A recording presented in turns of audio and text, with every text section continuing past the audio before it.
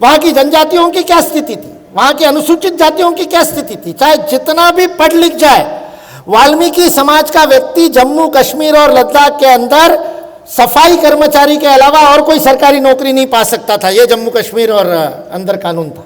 उस मुगलों के काल में जो पूजा खंडित नहीं हुई थी वो 1989 के बाद खंडित हुई। 2 अप्रैल 1992 को जब क्षीर भवानी मंदिर में पूजा करने के लिए पहुंचे तो वहां का जो सीआरपीएफ का कमांडेंट था उसके आंखों में आंसू थे। वो कह रहा था 2.5 साल बाद मां की पूजा किसी सिविलियन ने की। पीओजे के यदि भारत के पास आ जाता है तो सीधे यूरोप के साथ भारत का सीधा व्यापार प्रारंभ हो सकता है। इसलिए उसका आर्थिक पक्ष भी है, इसलिए उसका सामरिक पक्ष भी है, इसलिए उसका सुरक्षा से जुड़ा हुआ पक्ष भी है, उसका जियोपॉलिटिकल पक्ष भी है, भू राजनयिक पक्ष भी है। ये सारा जम्मू कश्मीर और लद्दाख का प्रदेश रामायण में भी हमको मिलता है, महाभारत में भी मिलता है। कैकेय प्रदेश जिसको कहते हैं वो कैकेय प्रदेश यही था जहां से कैकेयी थी। महाभारत में भी इसके वर्णन आते हैं। मद्रास शैल्य वहीं से थे, पांडवों के मामा, नकुल सहदेव के मामा, और अनेक बातें हैं जिन बातों का वर्णन हमको अनेक ग्रंथों में मिलता है।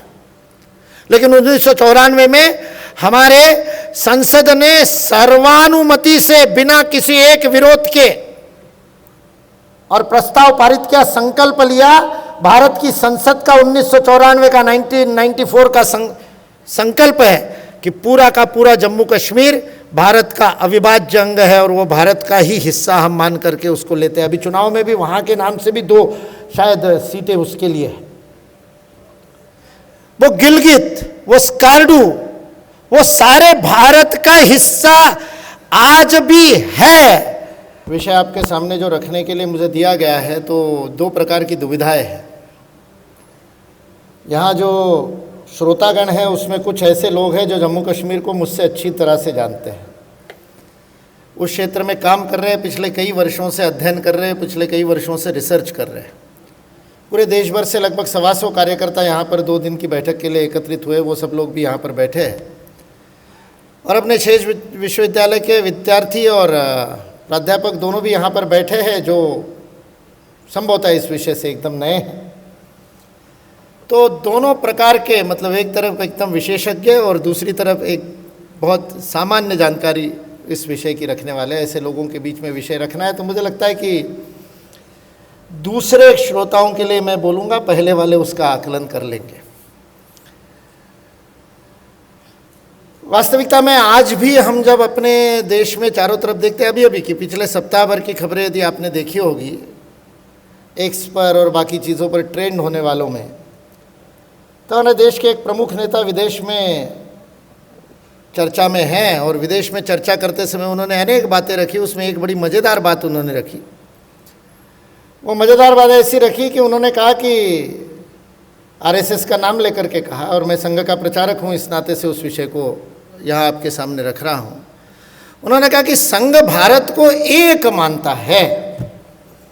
संघ की मान्यता है कि भारत एक है, और साथ में उन्होंने जोड़ा हम ये नहीं मानते, हम मानते विभिन्न राज्यों को मिला करके।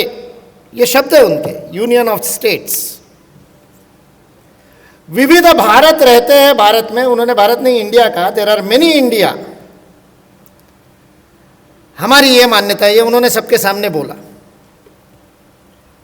जिस बात का अनिल जी जिक्र कर रहे थे कि जिस वामपंथ ने इस देश की शिक्षा में ये बात डालने का प्रयास किया, वो भारत की एकात्मता पर प्रश्न चिन्ह आज भी है।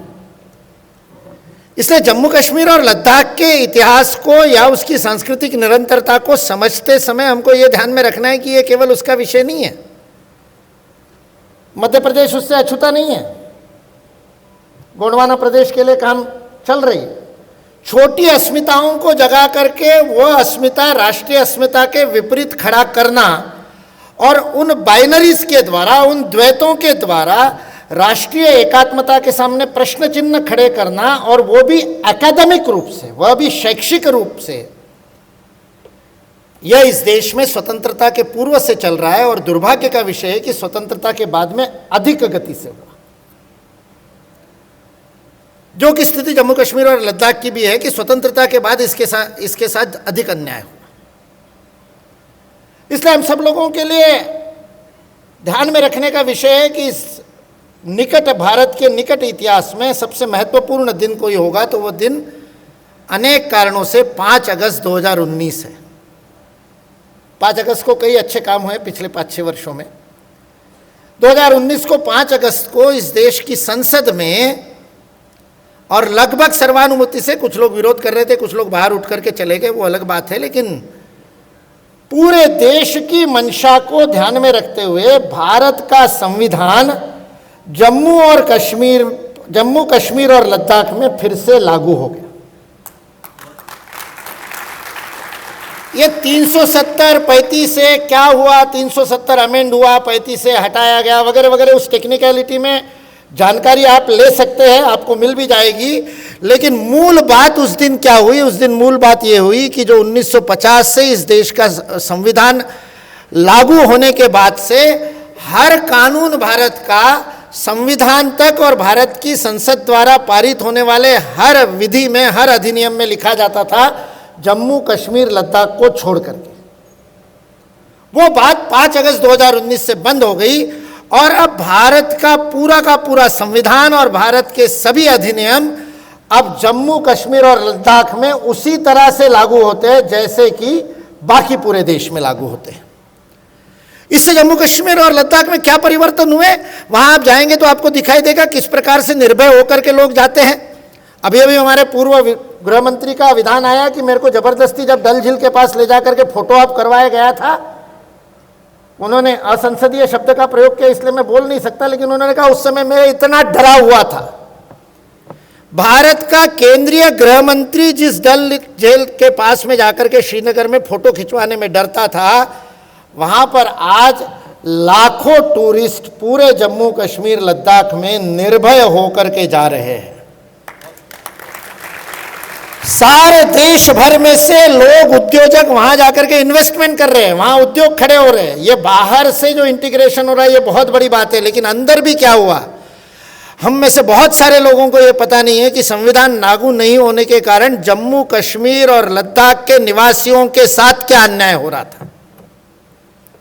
वहां की जनजातियों की क्या स्थिति थी, वहां की अनुसूचित जातियों की क्या स्थिति थी। चाहे जितना भी पढ़ लिख जाए, वाल्मीकि समाज का व्यक्ति जम्मू कश्मीर और लद्दाख के अंदर सफाई कर्मचारी के अलावा और कोई सरकारी नौकरी नहीं पा सकता था। यह जम्मू कश्मीर और अंदर कानून था। सारे भारत में बाबा साहब अंबेडकर के संविधान के द्वारा आरक्षण देकर के जो हमारा अनुसूचित जाति समाज अपना और प्रगति कर सके, समानता और समरसता के स्तर पर आ सके, इसके लिए जो पूरा भारत में काम चल रहा था वो जम्मू कश्मीर में अभी 2019 से प्रारंभ हुआ है। 2019 से पहले वो अवस्थित नहीं था। महिलाओं को लेकर के, पंचायती राज को लेकर के 75 वर्ष की भारत की जो विकास की गाथा है वह जम्मू कश्मीर और लद्दाख उससे कटा हुआ था। जो 5 अगस्त 2019 को वह उसका कटाव समाप्त हुआ और एकात्मता की ओर जो विलय महाराजा हरि सिंह जी के समय हुआ था, जो अधिमिलन हुआ था, वो वास्तविक अर्थ में एक भावनात्मक और रचनात्मक विधायी एकत्व, एकात्मता के रूप में 5 अगस्त 2019 को अस्तित्व में आए। ये बात समझना बहुत आवश्यक है, क्योंकि इन 6 दशकों में, इन 60-65 वर्षों में वहां पर जिस प्रकार का अलगाववाद फैलाया गया, जिस प्रकार का तांडव, आतंक का तांडव मचा और जिसका चरम 1989 में, 1989 में, आप लोगों में से जिन लोगों ने कश्मीर फाइल नहीं देखी हो, जाकर के यूट्यूब पे या OTT प्लेटफॉर्म पे देख ले, यदि आपने जाकर के नहीं देखा हो, तो किस प्रकार का अत्याचार कश्मीर घाटी के अंदर हिंदुओं के ऊपर हुआ और हिंदुओं को पलायन करना पड़ा। ये कारण था जो अलगाववाद 1950 से चल रहा था, राजनीतिक कारणों से चल रहा था, शेख अब्दुल्ला और नेहरू की दोस्ती के कारण चल रहा था। 35A, जहाँ यदि विधि के छात्र या प्राध्यापक है, विश्वास जी तो बैठे ही है, संविधान की कंडिका 35A संविधान में किसी कॉन्स्टिट्यूशनल अमेंडमेंट के द्वारा नहीं डाली गई थी। संविधान में प्रावधान है कि संविधान में यदि आपको कुछ बदलाव करना है तो आपको संविधान में बदलाव करने के लिए संसद के अंदर 2/3 उसके बहुमत के साथ में संविधान का संशोधन करना पड़ता है। काफी हो गए, 109 से ऊपर संविधान संशोधन हो गए हैं, लेकिन 1954 में 1954 में 14 मई 1954 को प्रेसिडेंशियल ऑर्डर के द्वारा, राष्ट्रपति के एक मात्र आदेश के द्वारा 35A यह कंडिका संविधान में जोड़ी गई और जिसके द्वारा जम्मू कश्मीर के अंदर वहां के परमानेंट रेसिडेंट कौन हो गए इसका निर्णय करने का अधिकार राज्य सरकार को दे दिया गया। और उसके आधार पर जो काम जम्मू कश्मीर में हुआ था, उसके कारण उसको भारत से अलग करने का सारा काम हुआ। हम लोग भाषण देने में भी कहते थे कि 370 के कारण हम जाकर के वहां जमीन नहीं खरीद सकते वगैरह वगैरह। टेक्निकली वो सारा काम 35A के कारण हो रहा था। परमानेंट रेसिडेंट होगा वही वहां पर जमीन खरीद सकता है, वही वहां पर व्यापार कर सकता है, वही वहां पर वोट दे सकता है। बाहर का व्यक्ति वहां जा तो सकता है, नौकरी कर सकता है, लेकिन केंद्र सरकार में कर सकता है, बाकी कोई राज्य सरकार की नौकरी भी उसको नहीं मिल सकती। ये सारी बातें वहां पर थी जिससे अलगाव हुआ था। मैं ये अलगाव वाली बात पहले इसलिए रख रहा हूं क्योंकि ये राजनीति के द्वारा किए गए अर्ध विभाजन की स्थिति थी। जैसे विभाजन की विभीषिका के कारण 1947 में 15 अगस्त को जिस समय भारत में तिरंगा फहर रहा था और सारा भारत और उत्साह के साथ, गर्व के साथ, हर्ष के साथ स्वातंत्र्य के गीत गा रहा था, उसी समय हमारे माता की दोनों कटी भुजाओं में से रक्त बह रहा था और लाखों की संख्या में हमारे भाइयों को पूर्व और पश्चिम पाकिस्तान के अंदर जिस प्रकार के कष्ट झेलने पड़े, पूरी की पूरी गाड़ियां लाशों से भरी हुई आई, माताओं बहनों के साथ जिस प्रकार के अत्याचार हुए, डायरेक्ट एक्शन डे के दिन नवाखाली में और कलकत्ता में जो हुआ, अभी यदि पिछले कुछ दिनों में 5 अगस्त का ही दिन था, 9 अगस्त का दिन था, जहां से यदि आप बांग्लादेश की स्थिति को यदि ध्यान से देख रहे हैं तो बांग्लादेश में जो हिंदुओं के साथ अत्याचार हो रहे, वही अत्याचार 1947 में विभाजन के समय हुए थे और वही अत्याचार उसके बाद कश्मीर में लगातार चलते रहे। इसलिए हम जब अपने आनंद से अपने जीवन को जी रहे और अपने जीवन में कमाने धमाने और आनंद के साथ जीवन को, करियर को बनाने की चिंता कर रहे हैं, उस समय अपने राष्ट्र की क्या स्थिति है उसकी तरफ भी हमारा ध्यान रहना आवश्यक है। इस विभाजन का कोई आधार नहीं था क्योंकि जम्मू कश्मीर, लद्दाख, ये सारा क्षेत्र अनादिकाल से इस भारतवर्ष का अंग रहा है। इसके साक्ष्य अभी मिल रहे हैं। आर्कियोलॉजिकल उत्खनन हुए, हड़प्पा मोहनजोदाड़ो के उत्खननों से ही प्रारंभ हुआ, धौलावीरा में और सब जगह पर उत्खनन हुए। कश्मीर में भी श्रीनगर से 16-17 किलोमीटर की दूरी पर हुए और उत्खननों में जो प्रमाण मिले हैं वह ईसा पूर्व 2500, 3000, 4000 वर्ष के, और ऐसे अवशेष प्राप्त मिले कि कितनी लगातार निरंतर भारतीय संस्कृति की परंपरा वहां पर चलती आई वो हमको दिखाई देता है। ये सारा का सारा प्रदेश, पंजाब में भी चर्चा होती है, 5 नदियां, पंचनद का प्रदेश इसलिए पंजाब कहते हैं। अभी उसमें से कट करके 2 तो चली गई पाकिस्तान में, तो इसलिए पंजाब का त्रियाब रह गया या दोआब रह गया। वहां दोआबा शब्द बड़ा ये है, लेकिन वास्तविकता में वेद काल में यदि हम देखते तो ये सारा का सारा क्षेत्र और बहुत बड़ा, पाकिस्तान का भी बहुत बड़ा हिस्सा, अफगानिस्तान के हिस्से तक का, वो सारा का सारा क्षेत्र सप्त सिंधु के क्षेत्र के रूप में जाना जाता है। 7 नदियों का देश जाना जाता है। सिंधु, सरस्वती, वितस्ता, ये सारी नदियों को मिला करके, जिसको आजकल झेलम कहते हैं, चंद्रभागा जिसका नाम चिनाब कर दिया, ब्यास नदी, इन 7 नदियों को मिला करके, रावी 7 नदी, सतलज, रावी, इन 7 नदियों को मिलाकर के ये सप्त सिंधु का प्रदेश था। यहां पर अनेक ग्रंथों का निर्माण हुआ। अनेक बड़े बड़े हमारे उपनिषदों के या वो ग्रंथ है, उन ग्रंथों की मूल इसमें हमको मिलती है। नीलमत पुराण और कल्लन की राजत रंगिणी का संदर्भ सब जगह पर देते हैं जब जब कश्मीर के इतिहास की बात होती है। ये सारा जम्मू कश्मीर और लद्दाख का प्रदेश रामायण में भी हमको मिलता है, महाभारत में भी मिलता है। कैकेय प्रदेश जिसको कहते हैं, वो कैकेय प्रदेश यही था जहां से कैकेयी थी। महाभारत में भी इसके वर्णन आते हैं। मद्रास शैल्य वहीं से थे, पांडवों के मामा, नकुल सहदेव के मामा, और अनेक बातें हैं जिन बातों का वर्णन हमको अनेक ग्रंथों में मिलता है। जिन ग्रंथों में ये सारा प्रदेश, आपको कश्मीर खोजोगे तो नहीं मिलेगा, लेकिन ये सप्त सिंधु का प्रदेश था, ये भारत का अंग था। उसके नाम बदलते रहे, उसकी परिभाषाएं बदलती रही, लेकिन उसके संबंध अनादिकाल से इस देश के साथ जुड़े रहे। दिक्कत कब होती है? दिक्कत ये होती है जब हम पश्चिमी दृष्टि से भारत को देखने का प्रयास करते हैं।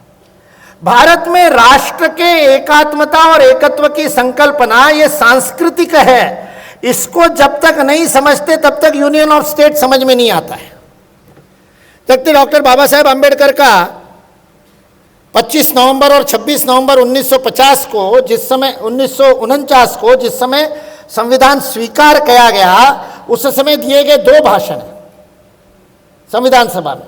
उनमें से एक भाषण में इस बात को बाबा साहेब आंबेडकर ने बहुत स्पष्टता से बताया गया है कि अमेरिका या यूएसएसआर जैसे अलग अलग स्टेट्स को इकट्ठा ला करके भारत का निर्माण नहीं हुआ, इसलिए भारत का फेडरलिज्म, उन्होंने शब्द प्रयोग किया, भारत का फेडरलिज्म उस अर्थ में फेडरलिज्म नहीं है। भारत यह एक सांस्कृतिक भावनात्मक राष्ट्र है। ये डॉक्टर बाबा साहेब आंबेडकर के शब्द है। We are emotionally and culturally one nation, ये डॉक्टर बाबा साहेब आंबेडकर कहते हैं।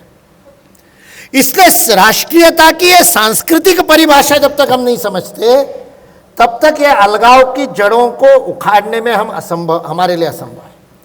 इसलिए जम्मू कश्मीर और लद्दाख की सांस्कृतिक एकात्मता को और निरंतरता को समझना, उसका अध्ययन करना हमारे लिए बहुत आवश्यक है। सुग्रीव वानर सेना को चारों दिशाओं में भेज रहा है माता सीता की खोज के लिए, और माता सीता की खोज के लिए सुग्रीव जब वानर सेना को भेज रहे चारों दिशाओं में, तो चारों दिशाओं में भेजते समय उनको वर्णन करके बता रहे, और इतना प्रदीर्घ वर्णन है उन्होंने जो किया है। तो पश्चिम को जाने वाली सेनाओं को जो वर्णन किया है, उस वर्णन में ये सारे प्रदेश का वर्णन है, सिंधु का और ये सारी नदियों का वर्णन है। मजेदार बात देखिए, उत्तर में नहीं है। उत्तर वाला प्रदेश में तिब्बत का वो अरुणाचल प्रदेश और उदय का हिस्सा है, उदयगिरी शब्द प्रयोग किया है। जो आज अरुणाचल हम जिसको जानते हैं, उससे पहले आसाम में उदालगुड़ी नाम का स्थान है, वो उदालगुड़ी स्थान का नाम उदयगिरी, सुग्रीव के वचन में वो उदयगिरी के रूप में उत्तर का वो हिस्सा है। पश्चिम में जाने वाली सुषेण की सेना को बताते समय उन्होंने इस पूरे क्षेत्र का वर्णन सुग्रीव ने किया है। और मजेदार बात ऐसी कि सुग्रीव को पूछा राम ने बाद में कि तुम इतना सारा डिटेल में भूगोल बता रहे हो, वहाँ के लोग कैसे, क्या कपड़े पहनते हैं, क्या खाते हैं, किस प्रकार की राज्य व्यवस्था है, एक एक वर्णन सुग्रीव ने बताया पूरे भारत का। तो राम जी ने जब सुग्रीव को पूछा कि ये सब तुम कैसे जानते हो, तो सुग्रीव ने कहा वाली के भय से मेरे को बार बार भागना पड़ता था, और जब भागना पड़ता था तो मैं पूरे देश में भागा हूँ, इसलिए सब जगह का अध्ययन मैंने किया है। लेकिन मैं जब इसको पढ़ रहा था वाल्मीकि रामायण में, तब मैंने मेरे मन में प्रश्न पूछा, जब भय से, भाई के भय से या किसी आक्रांता के भय से हो, आदमी जब भागता है तो कहाँ जाता है? वहाँ जाता है जहाँ उसका कोई परिचित हो, जहाँ उसका कोई सगा संबंधी हो। इसका अर्थ है सुग्रीव के संबंध पूरे भारत में थे, सुग्रीव को जानने वाले, उसके रिश्तेदार, उसके नाते संबंधी सब तरफ थे। यह भारत की सांस्कृतिक एकात्मता है। जम्बू द्वीप जिसको कहते हैं वो तो और बड़ा क्षेत्र है, पूरा मंगोलिया तक का। इसलिए ये भारत की विशेषता, और ये हमको लगातार दिखता है। जम्मू कश्मीर और लद्दाख के मामले में देखा जाए तो वहाँ अनेक प्रकार की राजाओं की परंपरा, और किस प्रकार से भारत में जो कुछ भी हो रहा था, भारत में भक्ति का आंदोलन हो रहा था तो वहाँ भक्ति का आंदोलन हो रहा था, भारत में शैव परंपरा पर अलग अलग प्रकार के काम चल रहे थे तो वहाँ पर कश्मीरी शैव परंपरा का विकास हुआ। भारत में सम्राट अशोक पूरे भारत के ऊपर बौद्ध मत का प्रभाव कर रहा था, तो वो जाकर के श्रीनगर की स्थापना करता है और अशोक वहाँ पर बौद्ध मत का और प्रचार करता है। इसलिए अशोक के अनेक शिलालेख वहाँ पर मिले। जम्मू कश्मीर और लद्दाख सब में सम्राट अशोक के समय के शिलालेख मिले। जब विक्रमादित्य ने भारत पर शासन किया उज्जैन से, तब विक्रमादित्य के शासन का हिस्सा यह प्रदेश रहा। इसलिए शिव और पार्वती के क्रीड़ा का स्थान, वहां से जो गाथा शुरू हुई, जो नीलमत पुराण में सतीसर सरोवर के रूप में आती है, सती के नाम का सरोवर था और कश्यप ऋषि ने उसको सुखा करके, भूगर्भ शास्त्री जियोलॉजिकल प्रोसेस का अध्ययन करने वाले लोग बताते हैं कि प्राचीन काल में यहाँ बड़ा कोई सरोवर था, और पहाड़ों में आए विभिन्न प्रकार के भूचाल और उसके कारण, और वहां से वो वितस्ता नदी निकल गई और उस कारण से वो खाली हुआ और वो कश्मीर का सुंदर घाटी बनी। हमारे यहाँ ये मान्यता है कि ये कश्यप ऋषि की परंपरा से हुआ, उनकी तपस्या से हुआ, इसलिए कश्यप का पानी जहां पर था, कश्यप ने जहां का पानी निकाला वो काश्मीर, इस अर्थ में कश्यप मीर काश्मीर इस प्रकार के नाम मिलते। वहां से प्रारंभ करके निरंतर हर कालखंड में जम्मू कश्मीर और लद्दाख भारत की सांस्कृतिक उत्थान पतन के साथ में जुड़ा हुआ है। जो अलेक्जेंडर का आक्रमण हुआ उस समय अंबी के साथ संधि होने के बाद जो पहला युद्ध हुआ है वो और वितस्ता के किनारे पर हुआ। उस जो पुरुषोत्तम के साथ, जिसको हमने पोरस, उन्होंने लिख दिया पोरस, तो हम भी पोरस कहते हैं। इतिहास में पोरस ही सिखा रहे। पोरस भारत में कोई नाम है क्या? पोरस नाम किसी का मिलता है क्या आपको भारत में? पोरस ये भारत की परंपरा ही नहीं। वो पुरुषोत्तम बोल नहीं पाते थे बेचारे, इसलिए उन्होंने पोरस कर दिया। दंडी ऋषि को वो बोल नहीं पाए, दंडी ऋषि है। हमारे यहाँ दंडी ऋषियों की परंपरा है जो दंड लेकर के चलते, इसलिए उन्होंने दंडी दमस लिख दिया। हम हमारे इतिहास में आज तक दंडी दमस सिखाते हैं, जिसने अलेक्जेंडर को कहा था कि हट जा बेटा, जरा सूर्य का प्रकाश आने दे। वह युद्ध वितस्ता के किनारे पर हुआ है पुरुषोत्तम का। पुरुषोत्तम वहां उस समय, आज जिसको हम जम्मू कश्मीर लद्दाख कह रहे हैं, वहां का राजा है, जहां पर हमको बताया जाता है कि वो हार गया तो उसको पूछा कि तुम्हारे साथ क्या व्यवहार करूं। पूरे अलेक्जेंडर के सारे इतिहास को देख लीजिए, जहां जहां वो उसने विजय पाई है वहां के राजा को जीवित छोड़ा है क्या? और हम कहते पुरुषोत्तम को हरा दिया अलेक्जेंडर ने, हरा दिया तो फिर वापस क्यों चला गया भाई? इसलिए इतिहास को सही परिप्रेक्ष्य में भारतीय दृष्टि से देखने की आवश्यकता है। यह लगातार आती हुई पूरी जम्मू कश्मीर लद्दाख की और एकता का परिचय है। अभी क्या बसोली आर्ट की बात की, पूरे पहाड़ी क्षेत्र में आप जाइए, आपको सारे पूरे हिंदू कुश से लेकर अरुणाचल प्रदेश तक सारे पहाड़ियों में यह कला के विभिन्न आविष्कार दिखाई देंगे। तो कला के विभिन्न आविष्कारों में यह भी आविष्कार, सारे परंपराओं को देखेंगे तो सारे प्रकार की परंपराएं, जैनियों की भी परंपरा, वहां पर जैन परंपरा भी मिलती है। शैव परंपरा तो है ही, कश्मीरी शैव नाम से वो बहुत बड़ा।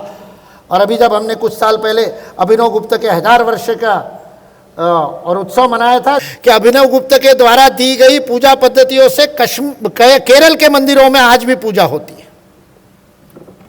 यह इस राष्ट्र की सांस्कृतिक एकात्मता के प्रतीक है।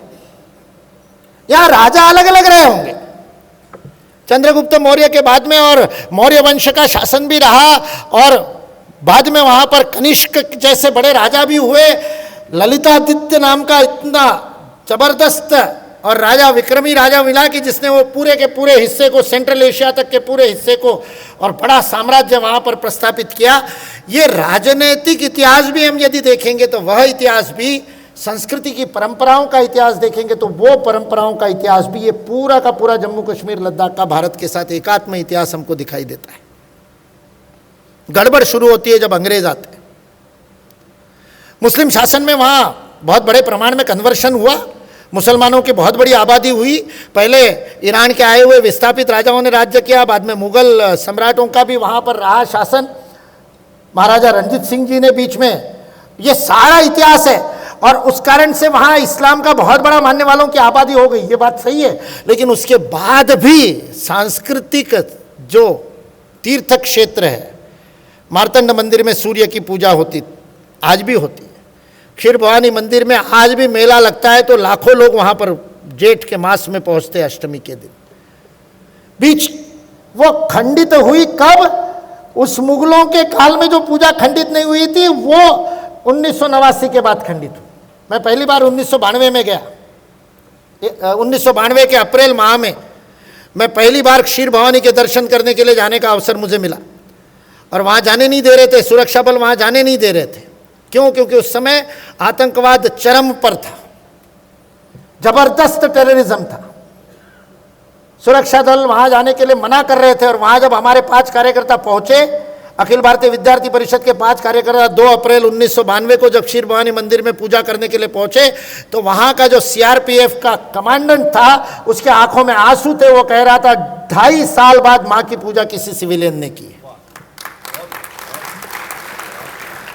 ये धोखाधड़ी का इतिहास समझने की आवश्यकता है। इसको समझने, स्वतंत्र भारत में कितना हमारे साथ धोखा हुआ, और वह एक बहुत बड़ा जो ऐतिहासिक छल भारत के साथ हुआ था, वह 2019 में हमने ठीक किया है, उसको हमने सही किया है। इसलिए हम सब लोगों को पूरे भारतवर्ष का, अखंड भारतवर्ष के इतिहास का बहुत गहराई से अध्ययन करने की आवश्यकता है, उसके मूल तत्वों को समझने की आवश्यकता है, और तब हम जम्मू कश्मीर और लद्दाख को सही ढंग से समझ सकेंगे। 1947 में भारत स्वतंत्र हुआ, अंग्रेजों ने रेड क्लिफ लाइन के द्वारा विभाजन कर दिया, और उस विभाजन में विलय के समय महाराजा हरि सिंह ने जब विलय पर हस्ताक्षर किए, तब विलय के हस्ताक्षर करने के समय जितना बड़ा भूभाग जम्मू कश्मीर का, महाराजा हरि सिंह तो केवल जम्मू कश्मीर में के नहीं, तिब्बत और लद्दाख के भी राजा थे, महाराजा थे। वो भूभाग में से बहुत बड़ा हिस्सा 1947 के पहले कबाइलों का आक्रमण, ऐसा कहकर के जिसको कहा जाता है, वो पाकिस्तान ने पैदा होते ही जो भारत पर आक्रमण किया, उस आक्रमण के बाद एक बहुत बड़ा हिस्सा भारत के हाथ से चला गया और पाकिस्तान के द्वारा उसको कब्जा किया जाए। पाक ऑक्युपाइड जम्मू कश्मीर, या उसको आज हम कहते हैं, एक बहुत बड़ा हिस्सा है जो नक्शे में हम पूरा का पूरा भारत के मानचित्र में देखते हैं। अभी लद्दाख अलग यूनियन टेरिटरी हो गया, और जम्मू कश्मीर एक जहाँ राज्य यूनियन टेरिटरी विथ उसके साथ में वहाँ पर असेंबली होगी, जिसके चुनाव अभी होने जा रहे हैं। वो नया भारत का मानचित्र में जो हिस्सा हम देखते हैं, उसका बहुत बड़ा हिस्सा आज हमारे हाथ में नहीं है, आज नहीं है। लेकिन 1994 में हमारे संसद ने सर्वानुमति से, बिना किसी एक विरोध के, और प्रस्ताव पारित किया, संकल्प लिया। भारत की संसद का 1994 का 1994 का संकल्प है कि पूरा का पूरा जम्मू कश्मीर भारत का अविभाज्य अंग है, और वो भारत का ही हिस्सा हम मान करके उसको लेते हैं। अभी चुनाव में भी वहां के नाम से भी 2 शायद सीटें उसके लिए है। वो गिलगित, वो स्कार्डू, वो सारे भारत का हिस्सा आज भी है।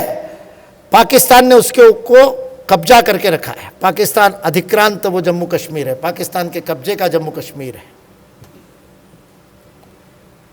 एक बहुत बड़ा हिस्सा। उसमें से कुछ हिस्सा चाइना ने ले लिया, इसलिए China occupied territory of Ladakh, Ladakh का एक हिस्सा चाइना ऑक्युपाइड है, लद्दाख का एक हिस्सा पाकिस्तान द्वारा ऑक्युपाइड है, Pakistan occupied territory of Ladakh. तो इसलिए पीओजेके क्या है, पीओटीएल क्या है, सीओटीएल क्या है, इसका भी जानकारी और इसका भी अध्ययन भारत का मानचित्र देखते समय हमारे मन में आना चाहिए। ये हिस्सा अभी भारत माँ का वापस लेना बाकी है, और वापस लेके रहेंगे। यह हमारा संकल्प है, वो हमारी तैयारी है। इसलिए उसको भी समझना पड़ेगा, वहां की भी संस्कृति, वहां का भी रिवाज। आज भी रिलीजन बदल जाने के बाद, कन्वर्ट होने के बाद भी परंपराएं, रक्त, डीएनए तो वही है। जिस समय अभी संविधान लागू होने के बाद में एससी और एसटी की सूचियां बनने लगी, शेड्यूल्ड ट्राइब की सूची बनने लगी, तो पता चला, जब जम्मू कश्मीर के अंदर शेड्यूल्ड ट्राइब्स की सूचियां बन रही थी, तो पता चला ट्राइब का नाम एक ही है, उसमें कुछ हिंदू है, कुछ मुसलमान है।